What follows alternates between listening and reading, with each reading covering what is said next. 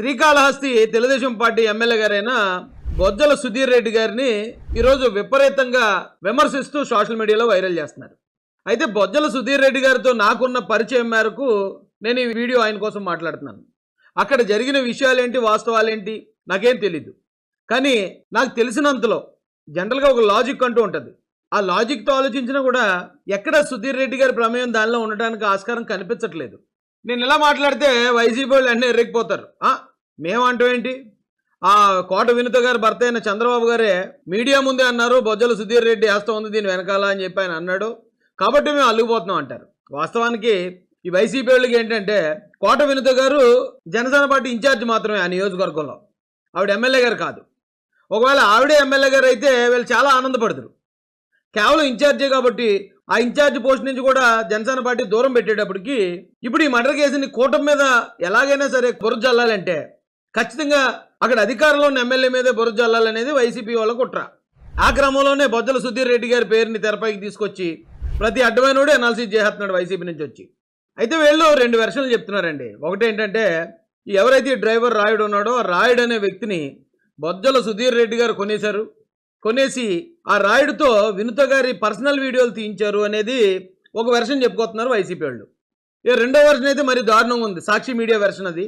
సాక్షి మీడియాని వైఎస్ భారతిరెడ్డి గారిని ఒక మహిళ ఆధ్వర్యంలో నడుస్తున్న మీడియా నోటికి ఏదొస్తే అది అవుతుంది. కోట వినుత గారికి అలాగే రాయుడు అనే వాళ్ళకి ఏదో సంబంధం ఉన్నట్టు వాళ్ళిద్దరు పర్సనల్ వీడియోలు బయట పెడతానని రాయుడు బెదిరించాడని చెన్నై పోలీసులు చెప్పారని సాక్షి వాళ్ళు చెప్తున్నారు. నిజానికి చెన్నై పోలీసులు అలా ఎక్కడ చెప్పినట్టు నాకైతే కనపడలేదు. అయితే ఈ సాక్షి మీడియా చెప్పే దరిద్రమైన వెర్షన్ పక్కన పెడితే ఒకవేళ ఆ మొదటి చెప్పే వెర్షనే కరెక్ట్ అనుకుందాం. బొజ్జల శ్రీధర్ రెడ్డి గారు ఈ రాయుడిని ఉపయోగించి కోట వినుత గారు పర్సనల్ వీడియోలు తెప్పించడానికి ప్రయత్నం చేశాడు అనుకుందాం. కాసేపు అదే నిజం అనుకుందాం. వైసీపీ వాళ్ళు చెప్పేదే నిజం అనుకుందాం. ఆవిడ పర్సనల్ వీడియోలు ఇప్పుడు ఎందుకు ఈయనకి? ఆల్రెడీ 2024 ఎలక్షన్లో శ్రీకాళహస్తి నియోజకవర్గం సీటు తెలుగుదేశం పార్టీకి కేటాయించారు. పొత్తులో భాగంగా తెలుగుదేశం పార్టీ బొజ్జల శ్రీధర్ రెడ్డి గారిని, ఆయన అంతకుముందు వైఎస్ఆర్సీపీ మీద చాలా ధైర్యంగా పోరాడిన వ్యక్తి. ఆయన పోరాటానికి మెచ్చిన చంద్రబాబు నాయుడు గారు, ఆయన యువకుడు కాబట్టి ఆయనకి అక్కడ ఎమ్మెల్యేగా సీటు కూడా ఇచ్చారు. శ్రీధర్ రెడ్డి గారు పోటీ చేశారు, భారీ మెజార్టీతో నెగ్గాడు. ఇప్పుడు ఆయన ఒకవేళ ఏమైనా టార్గెట్ చేయాలంటే వైసీపీ ఇన్ఛార్జిని టార్గెట్ చేస్తాడు కానీ కూటమిలోనూ ఉన్న మిత్రపక్షానికి సంబంధించిన ఇన్ఛార్జిని ఇప్పుడు టార్గెట్ చేయడం వల్ల బొజ్జల సుధీర్ రెడ్డి గారికి ఏం ఉపయోగం? ఆవిడ పర్సనల్ వీడియోలు తెప్పించుకోవడం ద్వారా ఆవిడ్ని బదనాం చేయాల్సిన అవసరం ఇప్పుడేంటి సుధీర్ రెడ్డి గారికి? ఒకవేళ 2029 ఎలక్షన్ వచ్చేసింది, ఆ సీటు జనసేనకి వెళ్ళిపోతుంది అనే పరిస్థితిలో ఉంటే ఓహో జనసేనకి వెళ్ళిపోయేలాగా ఉంది, మనం ఏదైనా చేసామని ఆయన ఏదైనా చేశాడని ఆరోపించారంటే ఎంతో కొంత దాన్ని అర్థం చేసుకోవచ్చు. లేదు, కోట వినుత గారు ఇప్పుడు అక్కడ సిట్టింగ్ ఎమ్మెల్యేగా ఉన్నారు, బొజ్జల సుధీర్ రెడ్డి గారు అక్కడ కేవలం టీడీపీ ఇన్ఛార్జిగా మాత్రమే కొనసాగుతున్నారు కాబట్టి ఆవిడ మీద ఏదో అలా దుష్ప్రచారం చేసేస్తే ఆవిడ పార్టీని నేను సస్పెండ్ చేయించేస్తే ఆ నియోజకవర్గ అధికారాలన్నీ సుధీర్ రెడ్డి గారి చేతిలోకి వస్తాయని ఆశపడి ఇదంతా చేశాడన్నా కూడా ఎంతో కొంత నమ్మచ్చు. సరే, ఓకే, వాళ్ళన్నమాట కరెక్ట్. అయితే నిజంగానే బొజ్జల సుధీర్ రెడ్డి గారు రాయుడు అనే డ్రైవర్ను ఉపయోగించి వినుత గారి పర్సనల్ వీడియోలు తీయించుంటే ఆ మాట రాయుడు కనుక వీళ్ళకి చెప్పుంటే, ఎవరికి, కోట వినుత గారికి వాళ్ళ భర్త గారికి చెప్పుంటే కనుక వాళ్ళు వెంటనే చేయాల్సిన పని ఏంటి? వాళ్ళు ఏం చేసి ఉండేవారు? అదే నిజమైతే వెంటనే ఆ రాయుడు మాట్లాడిన మాట ఆ వీడియో క్లిప్ తీసుకుని ఇదిగోండి బొజ్జల సుధీర్ రెడ్డి గారు ఎమ్మెల్యే గారు ఇలా ఒక మహిళ పట్ల ఇలా బిహేవ్ చేశాడని చెప్పి పవన్ కళ్యాణ్ గారికి ఇస్తే ఏంటి పరిస్థితి? చంద్రబాబు నాయుడు గారు లోకేష్ గారి దగ్గరికి వెళ్ళి ఉంటే ఏంటి పరిస్థితి? సుధీర్ రెడ్డి గారిని సస్పెండే చేసేస్తారు కదా డైరెక్ట్గా. ఏమో చెప్పలేం, బర్తరఫ్ కూడా చేసేస్తారు. అంత అవకాశం వినుత గారికి వాళ్ళ భర్త చేతిలో ఉన్నప్పుడు వాళ్ళు దాన్ని యూటిలైజ్ చేసుకోకుండా రాయుడిని ఎందుకు చంపుతారు? రాయుడిని చంపాల్సిన అవసరం ఎందుకు వస్తుంది? సుధీర్ రెడ్డి గారు అయితే వినుత గారికి లేకపోతే వినుత గారి భర్తకి సుపారీ ఇచ్చి అయితే రాయుడిని చంపించి ఉండరు కదా. చంపింది అయితే వీళ్లే కదా. ఆ పొరపాటు అయితే వీళ్ళ చేతులారా వీళ్ళు చేసుకున్నదే కదా. దానిలో ఎమ్మెల్యే గారికి ఏం సంబంధం ఉంటుందండి? పైగా ఈ రాయుడు అనే వ్యక్తి వేళ రేపు జాయిన్ అయినాడా వాళ్ళ దగ్గర 7 సంవత్సరాల నుంచి ఉంటున్నాడట.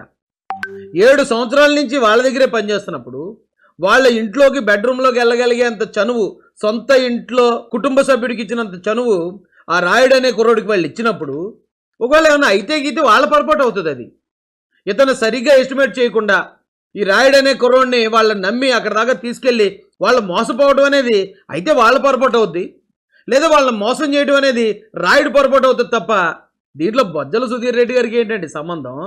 పైగా ఇప్పుడున్న ఈ జమానాలో ఏదైనా ఒకవేళ వీడియో వచ్చింది అనుకుందామండి, వినుత గారి వీడియో ఏదైనా ఆవిడ బట్టలు మార్చుకుంటున్నప్పుడు వీడియో వచ్చింది అనుకోండి, దాన్ని ఏ ఆర్టిఫిషియల్ ఇంటెలిజెన్స్తో క్రియేట్ చేసిన వీడియో అనో, ఏ డీప్ సీక్ వీడియో లేకపోతే డీప్ ఫేస్, చాలా రకరకాల యాప్లు వచ్చేసాయి ఇప్పుడు.